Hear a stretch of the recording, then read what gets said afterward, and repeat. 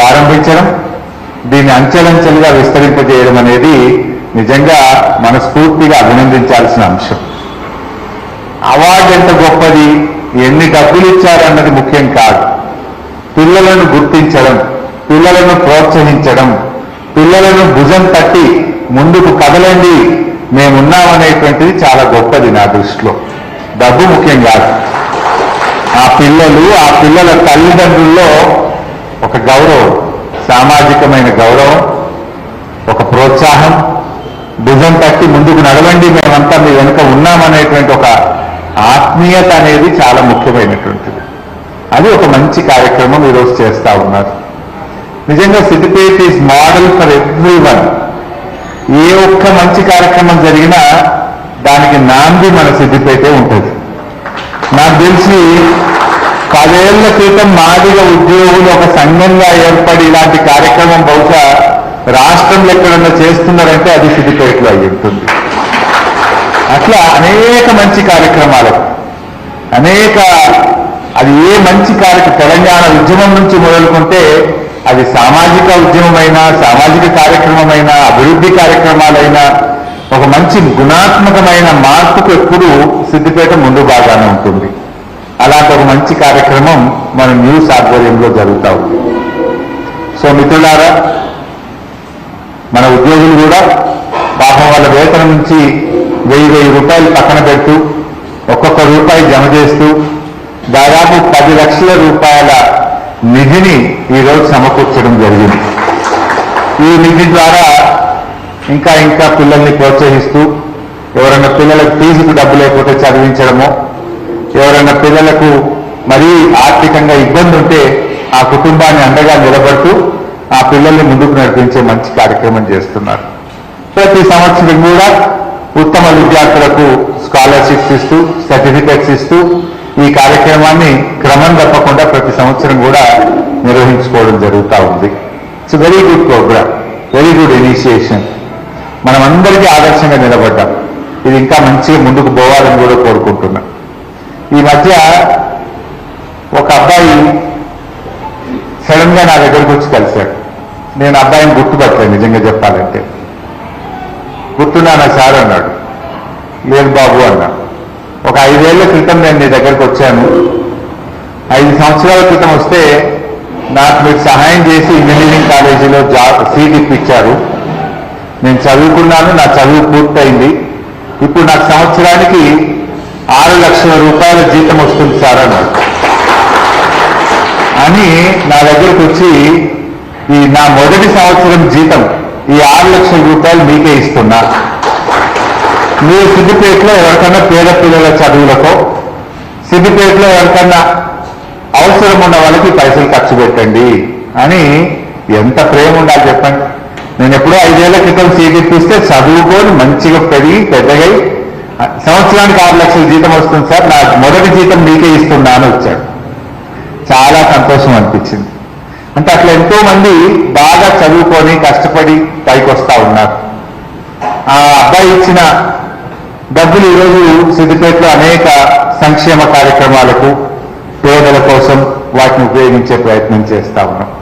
So ఇట్లా మంచి జరగాలి. పిల్లలు కూడా అందరూ అట్లా ఆలోచించారు. ఇవాళ న్యూస్ ఆలోచించింది, ఆ అబ్బాయి ఆలోచించాడు. మన సిద్దిపేట టౌన్ లో హౌస్ల బిడ్డ పేరేమో ఉండే రోహిత్, ఆ అబ్బాయి పేరు రోహిత్. ఆ అబ్బాయి అంత బాగా ఇక్కడే ఉంటాడు, హౌస్ల బిడ్డ. అంత బాగా చదువుకొని ఈరోజు ఎదిగినాడు. చాలా సంతోషం. అట్లా మీరు కూడా ఎదగాలి పిల్లలు. ఇవాళ ప్రతి ఒక్కరు కూడా నాకు సమాజం ఏమి ఇచ్చింది కాదు, నేను కూడా ఏం చేశాను ఈ సమాజానికి అని ఆలోచించాలి అందరం కూడా. అప్పుడే అందరూ బాగుంటారు సమాజంలో. ఎవరి వన్ షుడ్ థింక్. అది ఏ స్థాయి, ఎంత స్థాయి నీకు తోచినంత, నీ శక్తి మేరకు చేస్తూ ఉండాలి. అందరం కూడా మంచి కోసం ఆలోచించాలి. అదేవిధంగా నేను కూడా మన ఒక దళిత బిడ్డ, మా పెరిక శ్రీను బిడ్డ పెరిక శ్రీజ, ఆ అమ్మాయి కూడా కూర్చో. ఆ అమ్మాయి కూడా ఎంబీబీఎస్ సీట్ కొట్టింది చెల్మడ ఆనందరావు కాలేజీలో. నా దగ్గరికి వచ్చి అన్న కొంచెం ఫీజు కట్టుకోవడం ఇబ్బందిగా ఉందంటే, డోంట్ వరీ, 5 ఏళ్ళు నీ బిడ్డ ఫీజు నేనే కట్టాను అని చెప్పి ఆయన హామీ ఇచ్చాను. పోయిన సంవత్సరం 60,000 ఫీజు కట్టాం. ఇప్పుడు రెండవ సంవత్సరం, ఈ సంవత్సరం కూడా ఈ కార్యక్రమ సందర్భంగా శ్రీజ రెండవ సంవత్సరం ఫీజు కూడా నేను ఈరోజు మీ అందరి సమక్షంలో వారికి అందజేయడం జరుగుతుంది. ఇట్లా ఇంకెవరన్నా ఎంబీబీఎస్ మన పిల్లలు ఎవరైనా గవర్నమెంట్ కాలేజీలో సీట్ వచ్చినట్టయితే తప్పకుండా ఆ పిల్లలకు నేను సహకారం అందిస్తా. మా న్యూస్ ఆధ్వర్యంలో మా దళిత బిడ్డలు, మాదిగ బిడ్డలు ఎవరైనా ఫీజు లేక చదువు ఆగిపోయే పరిస్థితి ఉంటే నా దృష్టికి తీసుకురండి. తప్పకుండా వాళ్ళని డాక్టర్ చేయడం కోసం, వాళ్ళని చదివించడం కోసం నా సహకారం కూడా అందిస్తా అని చెప్పి కూడా తెలియజేస్తా ఉన్నా. మరి అదేవిధంగా నాకు సంతోషం ఏంటంటే మేము ఎంతో మందికి సాయం చేస్తుంటాం, కానీ సద్వినియోగం చేసినప్పుడు ఇంకా ఇంకా చేయాలనిపిస్తుంది. అది ఉపయోగపడుతుంది, అది చాలా బాగా నడుస్తున్నది, అది మనం ఇచ్చిన ప్రతి పైసా కూడా సహకారం అవుతుంది అంటే ఎంతో సంతోషం అనిపిస్తుంది. మరి ఈ సందర్భంగా మా నవజీవన్ ఎంప్లాయీస్ వెల్ఫేర్ సొసైటీకి ఈ సంవత్సరం కూడా మరొక ₹1,00,000 నేను నా తరఫున డొనేషన్ కూడా అందిస్తా. దాన్ని కూడా డిపాజిట్ చేసి ఇంకా బాగా ఈ కార్యక్రమాన్ని చేయాలని చెప్పి పేదలకు, నిరుపేద పిల్లలకు ఉపయోగపడే విధంగా ఉపయోగించాలని చెప్పి కూడా నేను కోరుకుంటా ఉన్నాను. మరి ఈరోజు రాష్ట్రంలో ప్రభుత్వాలు మారింది. ఆనాడు కేసీఆర్ గారు ఉన్నప్పుడు దళిత పిల్లలు బాగా చదువుకోవాలని గురుకుల పాఠశాలలు బాగా పెంచారు. దళిత ఎస్సీ మహిళా రెసిడెన్షియల్ డిగ్రీ కాలేజీలు కూడా ప్రారంభించడం జరిగింది. మన సిద్దిపేటలో కూడా ఒకటి ఎస్సీ మహిళా రెసిడెన్షియల్ డిగ్రీ కాలేజీని ఏర్పాటు చేసుకున్నాం. ఎన్నో కొత్త కొత్త కార్యక్రమాలు, అంబేద్కర్ ఓవర్సీస్ స్కాలర్షిప్ విదేశాల్లో చదువుకోవడానికి కానీ, అదేవిధంగా దళిత బంధు లాంటి కార్యక్రమం కానీ ఎన్నో మంచి కార్యక్రమాలు చేసినాం. కానీ అలా బాగా కలిగేది ఏంటంటే మేము అసెంబ్లీలో మాట్లాడుతూ ఉంటే, అసెంబ్లీలో ప్రశ్నలు వేస్తూ ఉంటే, ఇప్పుడు వచ్చిన ప్రభుత్వం ఎస్సీ కార్పొరేషన్కు గత 2.5 సంవత్సరాలు అంటే 3 ఏళ్ళు అవుతుంది, దాదాపు 3 సంవత్సరాల్లో ఎస్సీ కార్పొరేషన్కు 5,403 కోట్లు బడ్జెట్లో పెట్టారు. ఖర్చు ఎంత పెట్టిండ్రు అంటే 74 కోట్లు. 5,403 కోట్లు బడ్జెట్లో కేటాయించారు. ఖర్చు మాత్రం ఎస్సీ కార్పొరేషన్ ద్వారా పెట్టింది ఈ రోజుకు 74 కోట్లు మాత్రమే. ఈ 74 కోట్లు కూడా ఏంటంటే జీతాలు, కరెంటు బిల్లు, మున్సిపల్ బిల్లు, నల్ల బిల్లు కాదు, 50 పైసలే.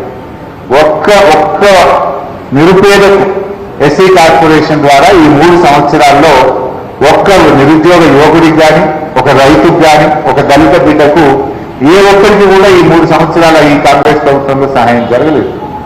ఇది ఇలా బాధ కలిగేది. దళిత బంధు విషయంలో కూడా బడ్జెట్లో 2,000 కోట్లు పెట్టారు. 12 లక్షలు ఇస్తామన్నారు. ₹1 విడుదల కాలే. ఏ ఒక్కరికి కూడా ఈ 2 సంవత్సరాల్లో సహాయం జరిగిన పరిస్థితి లేదు. ఇట్లా చెప్పుకుంటూ పోతే ఈవెన్ మీరంతా చదువుకున్న వాళ్ళు, ఆ రోజుల్లో ఎస్సీ ఎస్డిఎఫ్ అంటే ఎస్సీలకు ఒక ప్రత్యేక నిధి కేటాయించాలి, జనాభా ప్రాతిపదికన బడ్జెట్ కేటాయించాలి, నిధులు ల్యాబ్స్ కావద్దు, క్యారీ ఫార్వర్డ్ కావాలని చెప్పి మనము ఎస్సీ ఎస్డిఎఫ్, ఎస్టీ ఎస్డిఎఫ్ను పెట్టడం జరిగింది. ఇవాళ మీరు చూస్తే 2024-25లో 33,000 కోట్లు ఎస్సీ సంక్షేమ నిధి కింద పెట్టి ఖర్చు పెట్టింది 14,000 కోట్లు మాత్రమే. అంటే ఇంట్లో కూడా ఇచ్చే 2,000 పెన్షన్, బియ్యము అన్ని కలిపితే కూడా 14,000 కోట్లు. ఈ రకంగా ఎస్సీ ఎస్డిఎఫ్ కూడా ఈరోజు ఖర్చు పెట్టినటువంటి పరిస్థితి రాష్ట్రంలో ఉంది. కార్పొరేషన్లు పెట్టినారు. మాదిగ కార్పొరేషను, మాలా కార్పొరేషను, ఏకలవ్య కార్పొరేషను, అదేవిధంగా కొమరం భీం కార్పొరేషను, సంత్ సేవాలాల్ కార్పొరేషను, అన్ని కార్పొరేషన్లు పెట్టినారు. కానీ 3 సంవత్సరాల్లో ఏ కార్పొరేషన్కు ₹1 పెట్టింది లేదు, ₹1 విడుదల చేసింది. కాగితాల మీదనే ఉంది. Madiga corporation, Mala corporation, Eklavya corporation, Sevalal corporation, Komaram Bheem corporation. కానీ ఏ ఒక్క కార్పొరేషన్ కూడా ప్రభుత్వం ఒక నిధి కేటాయించింది కానీ ₹1 విడుదల చేసిన సందర్భం లేకపోవడం నిజంగా శోచనీయం. ఇది ఇలా ఆలోచించాల్సినటువంటి అవసరం ఎంతైనా ఉంది. అదేవిధంగా ఎంబీసీ కార్పొరేషన్ పట్ల కానీ, బీసీ కార్పొరేషన్లో కూడా 0 నిధుల విడుదల. కేటాయింపులు ఘనంగా ఉంటున్నాయి, నిధుల విడుదల మాత్రం గుండు 0. ఈ రకమైనటువంటి పరిస్థితి ఈరోజు కనబడతా ఉంది. అందుకే ఈరోజు పిల్లలు చాలా మంది ఇబ్బంది పడుతున్నారు. స్కాలర్షిప్ డబ్బులు విడుదల కాక, ఫీజు రియంబర్స్మెంట్ డబ్బులు రాక, కాలేజీల్లో సర్టిఫికెట్లు రావట్లేదు పిల్లలకు. డిగ్రీలు పూర్తయి ఇంజనీరింగ్ పూర్తయి సర్టిఫికెట్లు అడిగితే మీ గవర్నమెంట్ మీ ఫీజు రియంబర్స్మెంట్ డబ్బులు కట్టలేదు అని చెప్పి ఇవాళ కాలేజీలు ఇబ్బంది పెడతా ఉన్నాయి. 3 సంవత్సరాలుగా అసలు ఫీజు రియంబర్స్మెంట్ విడుదల కావట్లేదు. పిల్లల చదువులు ఇవాళ ఇబ్బందిలోకి నెట్టబడుతున్నటువంటి పరిస్థితి. మరి ఆ రోజు బీఆర్ఎస్ ప్రభుత్వం ఉన్నప్పుడు 9.5 ఏళ్లలో 19,000 కోట్ల రూపాయలు ఫీజు రియంబర్స్మెంట్ కింద ఇచ్చి పిల్లల్ని చదివించే కార్యక్రమం చేసినాం. కానీ ఈ ప్రభుత్వం వచ్చినాక మన పిల్లల చదువుల పట్ల నిర్లక్ష్యం వహిస్తా ఉన్నారు. పిల్లల చదువులకు ఇవ్వాల్సిన ఫీజు రియంబర్స్మెంట్ విడుదల కాక అనేక మంది పిల్లలు ఇవాళ మధ్యలో చదువు ఆపాల్సిన పరిస్థితి, సర్టిఫికెట్ రాక ఇబ్బంది పడుతున్నటువంటి పరిస్థితి కూడా మనం చూస్తా ఉన్నాం. బట్ ఏది ఏమైనా మన న్యూస్ చాలా మంచి కార్యక్రమం చేస్తా ఉన్నారు. సరే, ఆ బాధ్యత మేము అసెంబ్లీలో మాట్లాడతాం, ఫైట్ చేస్తాం, మా శక్తి మేరకు మేము కృషి చేస్తూ ఉంటాం. కానీ విద్యావంతులైనటువంటి మీరు కూడా విషయాన్ని అర్థం చేసుకోవాలి, ఏం జరుగుతుందో మీకు తెలిసి ఉండాలని చెప్పి నేను చెప్పే ప్రయత్నం చేస్తా ఉన్నాను. బట్ ఈ పిల్లలు ఇవాళ ఎవరైతే స్కాలర్షిప్స్ అందుకుంటున్నారో బాగా చదవండి. పట్టుదల ఉంటే సాధించదంటూ ఏమీ ఉండదు. చదువుకు పేదరికమో కులమో ఇంకేదో అడ్డు కాదు. పట్టుదల ఉంటే తప్పకుండా మీ లక్ష్యాన్ని మీరు సాధించగలుగుతారు. ఓపికగా చదవండి, క్రమశిక్షణతో మెరగండి. ఒక్క 4-5 ఏళ్ళు కష్టపడితే జీవితం అంతా మీ అద్భుతమైన భవిష్యత్తు ఉంటుంది. 4-5 ఏళ్ళు కష్టపడితే మీ అమ్మా నాన్న తలెత్తుకొని గర్వంగా నా బిడ్డ ఇంత గొప్ప ఆఫీసరు అని చెప్పి ఎంతో గౌరవంగా గర్వంగా మీ అమ్మా నాన్న సంతోషపడతారు. మనకి ఎవరికైనా ఏముంటుంది? తల్లిదండ్రుల కళ్ళల్లో ఆనందం, తల్లిదండ్రుల సంతోషమే ఏ బిడ్డకైనా కావాల్సింది. అంతకు మించిన అమ్మా నాన్న కంటే సంతోషం కంటే ఇంకా గొప్పది ఏముంటుంది మనకు? అందుకోసం బాగా చదవండి, కష్టపడండి. మీ తల్లిదండ్రులు మన సిద్దిపేట గర్వంగా తలెత్తుకునే విధంగా మీరు కృషి చేయాలి, కష్టపడాలి, ఎదగాలి అని మనసారా మీ అందరినీ దీవిస్తూ I wish you all the best.